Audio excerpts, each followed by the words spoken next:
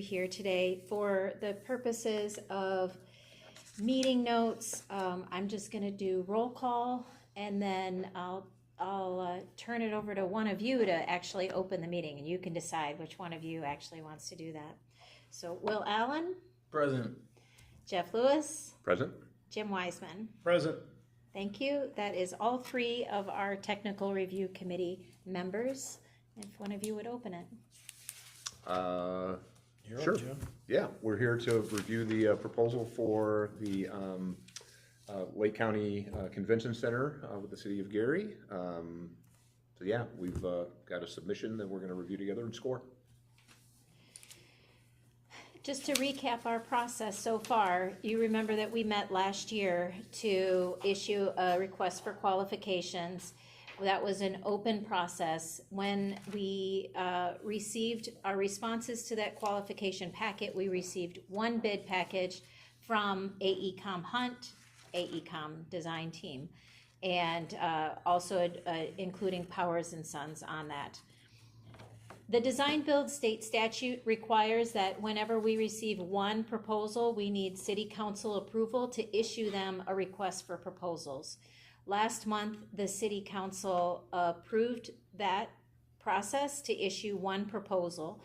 We sent them a proposal packet along with a draft AIA contract for a progressive design build contract, and now we are here. We are in receipt of their qualitative package, which was due by 4 p.m. today. And tomorrow, the Board of Works will be opening their sealed price proposal. We will score the document today, and then we need to turn in that score to Board of Works. And what they will do is divide the score by the price in order to get the final, best and final price. I understand this is only one, but the process is still the same. So that is why we are here today. So with that, I'll take a couple moments and just go through their proposal. We've got it up here on the screen. In the request for proposals, we asked for them to hit certain criteria. They had to submit an AIA contract.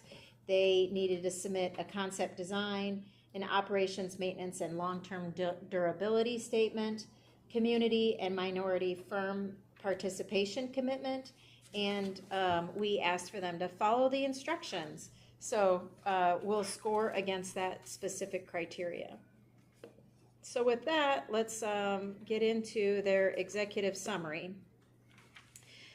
The team that has submitted is AECom Hunt with a joint venture to Powers and Sons, Barbara Holder Consulting, which is a certified MBE, WBE company, and AECom. AECom just serves as the designer. Even though AECom Hunt is the contractor, they share a name. They're actually two separate companies. So AECom Hunt is is an entity all by itself. Yes. Okay. Didn't know that. Okay. They, as you know, in their request for qualifications, that's how they got this far. I'm going to turn this off so you can maybe see a little bit bigger. How's that for you, Will? Perfect. A little bit better. They have built 42 convention centers across the nation and 35 million square feet of convention center square foot and a total portfolio of $11 billion of convention centers. So we saw this sheet when we did qualifications, so we know that they are there. Then they submitted their AIA document. I am also in receipt of that AIA document. We have a couple weeks to negotiate this, but we certainly appreciate that they have submitted their initial comments on the AIA document. They have also submitted, I'm just gonna, we'll highlight like one thing here. So like, they've provided red lines, which in like 1.1.11 the owner's requirements for subcontractor procurement. We presented some documents, then they're adding some additional language underneath that. I have, will be sharing this with the legal team, and we'll continue contract negotiations on that. They have submitted their certificate of insurance and surety letter. I have brought that along with me. If I'll just pass it around so that you can see that.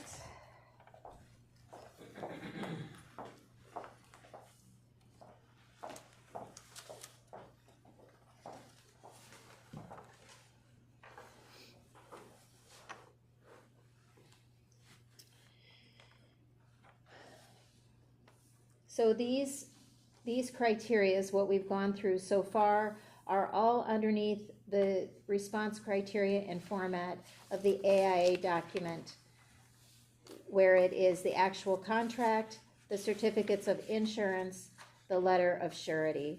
So that is this first section underneath your score sheet. They have a total points available of 30 for this section. I've broken down a layout of how you could score it. 30 would be excels in this area, 20 points would be meets criteria, 10 below standard, and 0 fails. Of course, you could, assign them 12 if you want, but just to give you that Likert scale there for reference. Do we have like the ability to maybe alter it? Like you get points if you submitted one, and then if you didn't, you get 0? Is that something that we could? Yeah, I mean, you could do, Try to keep it absolutely. simple. This is totally up to you. Like if they submitted it and they've got everything, 30 points. Right. If they didn't, 0 points. Totally up to you. Yeah. Is that Seems to make sense for this one, because it's Yeah, you it's either have either, it or you don't. either have it or you don't, so, yep. Okay. Good. The next criteria is conceptual design. This is a little bit unique because in your packet, you'll see that in the proposal, we included design criteria. And thank you to Shive Hattery for helping us pull this together, because it was a unique situation. AECom was a part of they were on the team when we submitted to the Lake County Commissioners, and a part of our commissioner package was a design. But state statute will not allow you to have the submitter be the design criteria developer. However, our design criteria developer can be a member of our technical review committee. So Jeff Lewis at Shive Hatterly totally stepped up for us, and we really appreciate Happy you to. doing that. In the design criteria that we submitted, they had criteria for exhibit hall, square footage, ballroom square footage, breakout meeting rooms, the auxiliary spaces. We even got into details around design criteria around elevators, fire safety, technology infrastructure, life safety, circulation and site, and then just general notes around our finish quality. And of course, always making sure that we attempt to reach sustainable goals. So as a part of this package, then, they had to submit a concept design. This probably looks very familiar because they actually had already produced a concept design, but it really is affirmation of what we are trying to seek, and a continuation of what the Lake County Commissioners asked for us to produce. So we are continually, we will continue to push our design team to meet those standards and the commitments that we made, and work them up against the budget that we have. So they have submitted a concept site plan, a programming space. An exhibit hall is shown here for 40,000 square feet, and on our design criteria, it says approximately 40,000 sellable square feet. Ballroom, 18,000 square feet, and on our design criteria, we have approximately 17,000 square feet of sellable space. So those were the two only areas where we had specific square footages, and they've noted here on the program how they can achieve that. And then they've also highlighted some site features, which starts to anticipate circulation. They've provided a floor plan for the first floor and the second floor, as well as the roof, which if the budget were to allow, potentially this could be, they're suggesting maybe an outdoor rooftop deck, or a bar, a prep kitchen, some restrooms up here. They've made mention of that and where it could be located on the roof. I will note that these roof amenities, when we submitted to the Lake County Commissioners, these were options in the budget because we realize that this is going to be a very tight budget. But again, creativity and having a dialogue around these things is important. Conceptual elevations, they've provided an aerial overview and a nice perspective of how the building could look. Again, this mimics what was submitted to the county, and the same elevation images that were a part of the county package. And then they've also went a step beyond and provided some renderings of what those spaces could look like, especially from the stair entry and maybe what the building could look like in the evening. They've done a daylight study that they have submitted in the project, and then they've submitted a project narrative. This narrative discusses architectural vision, site integration, functional flexibility, sustainable commitment, and community focus, all of which speaks to what we asked for them to submit in the package. They have spoken a little, sorry about that.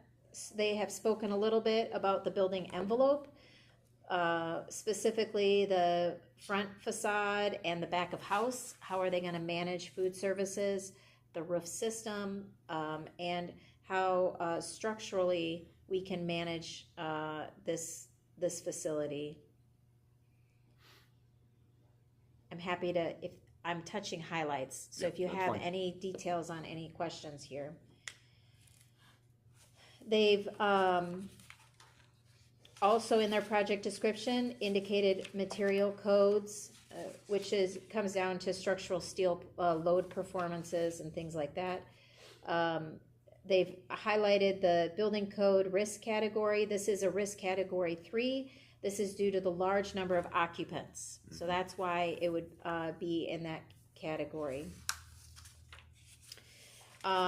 They've started to talk about foundation system. Obviously, geotechnical borings, we will need to do that. And so that what they're talking here is that we'll be working with a consultant to do the geotechnical borings to make sure that we have a foundation system that supports such a large facility. Floor systems, roof systems. And then they get into MEP. It's talking about air handling, how they're going to zone the different areas and the air distribution, and then building automation and controls, all of which are going to be pretty important for efficient operations for this facility. They've discussed a heating and cooling plant for their heating and cooling systems. So air-cooled chillers and gas-fired boilers are the two types of systems they're proposing here. They're going to have a dedicated outdoor air system. They're going to have specific exhaust systems in their restroom and kitchen facilities, janitor closets.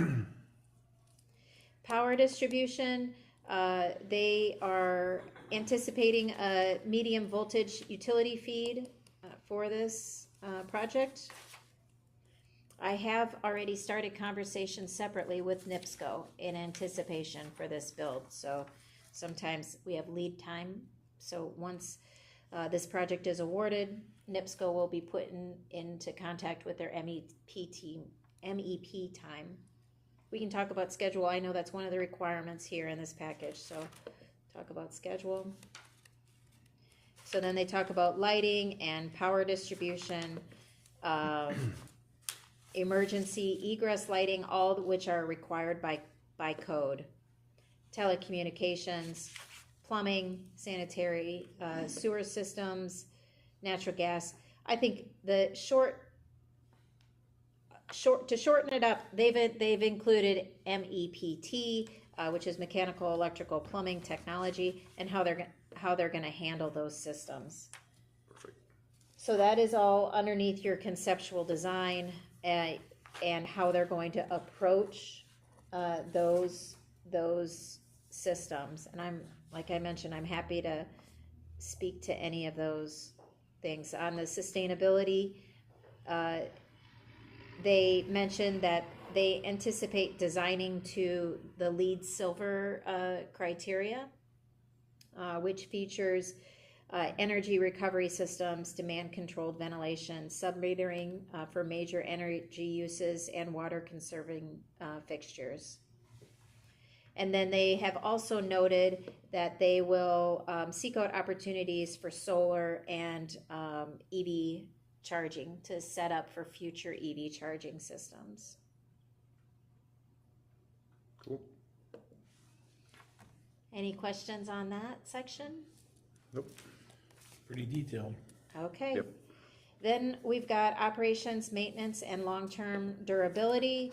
They've made statements around recognizing that there are public floors and then there are back of house durability. They are different types of materials. One is going to be carpet, one is going to be hard surface. Then they've talked about wall protection. Think about the metal kicks on the bottom of a door. They've mentioned things like this.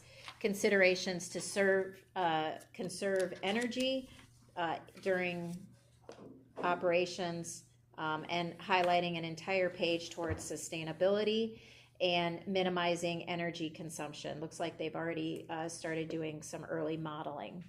And that would be your criteria around operations, maintenance, and long-term durability. They do have a concept schedule. Looks like we are looking at a notice to proceed on May 15th, which does fall in line with what we are anticipating. Notice to proceed means that we've negotiated that AIA contract.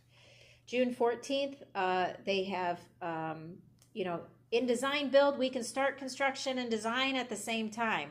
So they plan on starting some of that early due diligence items like geotechnical, probably site clearing. I'm saying within a month, they're talking about something Construction starting, and that's probably gets down to site clearing, so that they can start moving. Then they are anticipating a June 29 of substantial completion. So in my conversations with them and shown on this schedule, they'll be working on design for 12 months, and then they have a solid 2 years of building construction after the design is done, but they'll start this early clearing and things like that. So a 3-year project.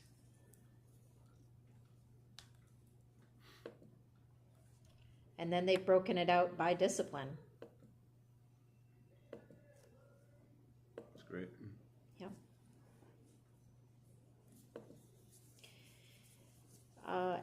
This project is in partnership with the state of Indiana and the redevelopment authority. Redevelopment Authority, the RDA, locally here in Northwest Indiana, is serving as our partner in this project, and they will be managing fiscally how that would paying all the bills. So bills will go directly to the RDA for this project. And as a part of our conversations with the RDA, we had asked for a payout schedule of what that would be. So they've provided a schedule of how they think invoices could work. And then their work plan to include community and minority firms. So I believe this is the exact same section that we saw under qualifications, because I recognize the images and the format. It's just a reinstatement of who we see. Now, their subcontractors we asked for, their subcontractors listed are DLZ, an MBE, Cine Little, and a WBE. They would food service programming. yeah. GGLD, which is a WBE, their lighting design. GPS Consulting Engineers and MBE, that's structural engineering services. AES, Advanced Engineering Services, will provide geotechnical, they're an MBE. Robinson Engineering will provide surveying and permitting for the project. And Design 27 Technology Acoustics, which is also a WBE, will provide technology and acoustic engineering. Very important for a convention center. And then, of course, this is a project with AECOM Hunt, Powers and Sons, Barbara Holder Consulting, and AECOM. So that is a very quick overview. I'm happy to give you additional details, but I know we were. So if you are okay, I would just like for you to read out your score. That way we can put those on record as a part of the meeting minutes. You can do it collectively or individually, however you want to do that. I'll share mine. I didn't see any reason to reduce any of the points available based on what they submitted. So I gave them a perfect score, 100. So 30, 20, 20, 20, 10. Okay. I would say the same thing, Corey. After reviewing what we've seen today and what we've seen previously, they've met the requirements. They've done everything that was requested. There were some other, as you know, in the past, some concerns like aesthetically with the landscaping things. They've addressed that. So my score is perfect as well, 30, 20, 20, 20, 10. My total score is 90. The only area where I deducted points was in the community minority firm participation commitment. And the reason for that is I didn't see any like internal like city commitments in order to get businesses that are based in the city of Gary directly involved with the project. Good, thank you. I will make sure to address that as we go through contract negotiations. Well, with that, that concludes our business today. So if you all had further discussion or if you want to adjourn, then you're happy to adjourn. Wonderful. We're good. Thank you. Thank you. Appreciate Good it. luck. Congratulations. Thank you. Yeah, this is exciting.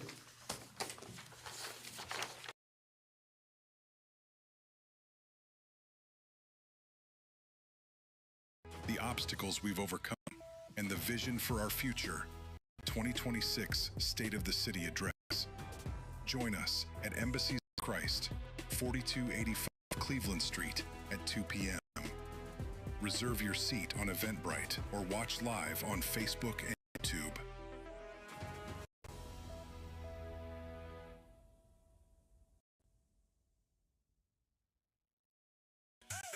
Belly friends. Yeah. Three streets alive. We bring the vibe. Food truck Fridays, pull up with crew you tribe. Music bumping, games pop. We be feeling right. 5 to 8, 6 and bro. Every Friday night, come early. Have a spot, taste the flavor, good eats. In the moment, just a link. Fat friends, good vibes downtown. We ignite. Food, fun and vibe. Food truck Friday, one for every day. Need a midweek reset? Wind Down Wednesday is your time to relax, recharge, and enjoy the vibe.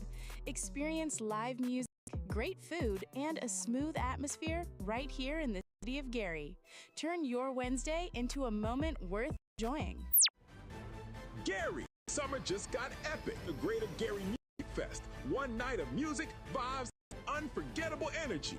We're bringing Amazing lineup you don't want to miss. Saturday, June 27th.